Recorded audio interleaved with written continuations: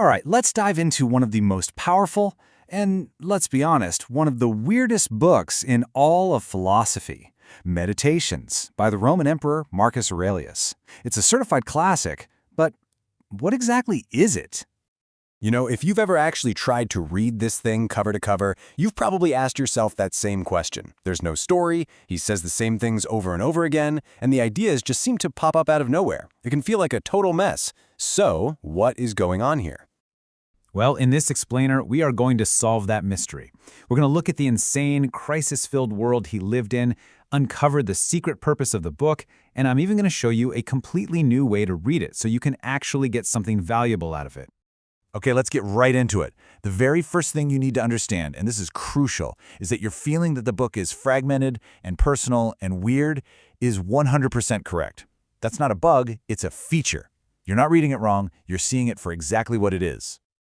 See, the key to unlocking Meditations isn't really inside the book at all. It's in the life of the guy who wrote it. This isn't just some philosopher sitting in an ivory tower. This is philosophy that was forged in the absolute fires of an empire in crisis. So, let's meet the author. And I don't mean the marble statue you see in a museum. I mean Marcus Aurelius, the person, a quiet, thoughtful man who ended up with the most powerful and probably the most stressful job on the planet, right at the moment when things were starting to fall apart. I mean, just look at the timeline of his rule. It was just a non-stop barrage of disasters. First, a huge war breaks out in the east. Then, his troops bring back a plague that kills millions of people. Then, massive wars kick off on the northern border that go on for the rest of his life. And as if that's not enough, his best, most trusted general betrays him and starts a civil war. This was his daily reality, constant, crushing pressure. His whole life was this giant paradox. He was a guy who loved peace and quiet, but he was forced to be a warrior his whole life.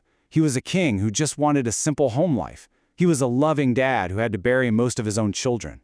He desperately needed some kind of tool, some system, just to keep his head on straight and stick to his principles. And all of this pressure, all of this context, it all leads us to the big reveal. The aha moment that makes the entire book make sense. This is truly the single most important thing you can know about Meditations. This one sentence, right here, solves the whole puzzle. He does not even contemplate that others should read what he writes. Let that sink in. Marcus Aurelius had zero audience in mind. He was not writing for you, he was not writing for me, he wasn't writing for anyone. Because it's not a book, it's his private journal. It's a series of personal notebooks. Think of it like a workout journal for his mind. It's a place where he could coach himself, remind himself of his stoic beliefs, and just try to handle the unbelievable stress of his job. And that's why it's so repetitive. He's doing reps. He's drilling these ideas into his own brain. This comparison just makes it so obvious. If you put Meditations up against another famous text like The Imitation of Christ, the difference is night and day. The Imitation is a sermon. It's written to teach other people. Meditations is written for self-correction.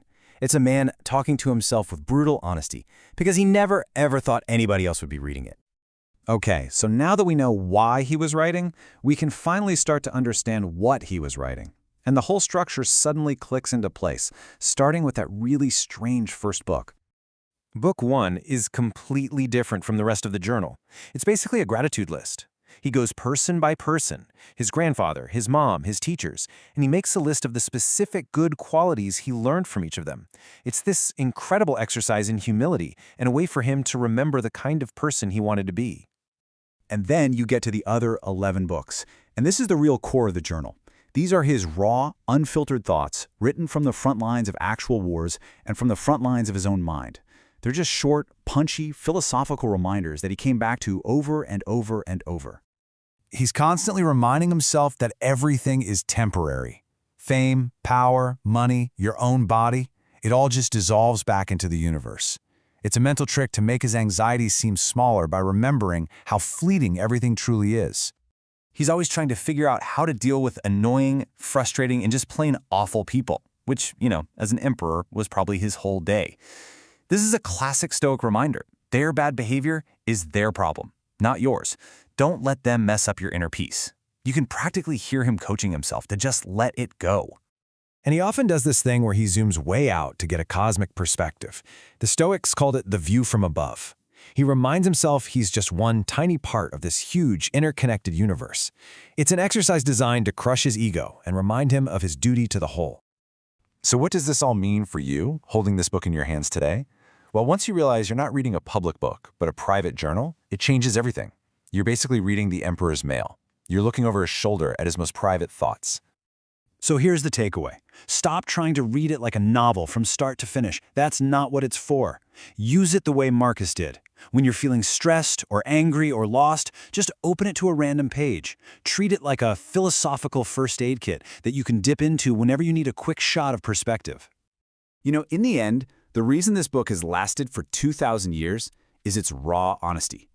We get a front row seat to watch one of the most powerful men in history, in private, just humbly trying to be a good person. And that's unbelievably powerful. Which really just leaves us with one final question. Marcus used this journal to get through war, plague, and betrayal. We all have our own battles. So the real question isn't just what we can learn from his journal, it's what would be in yours. What are the things you would need to remind yourself of day after day to be the person you want to be?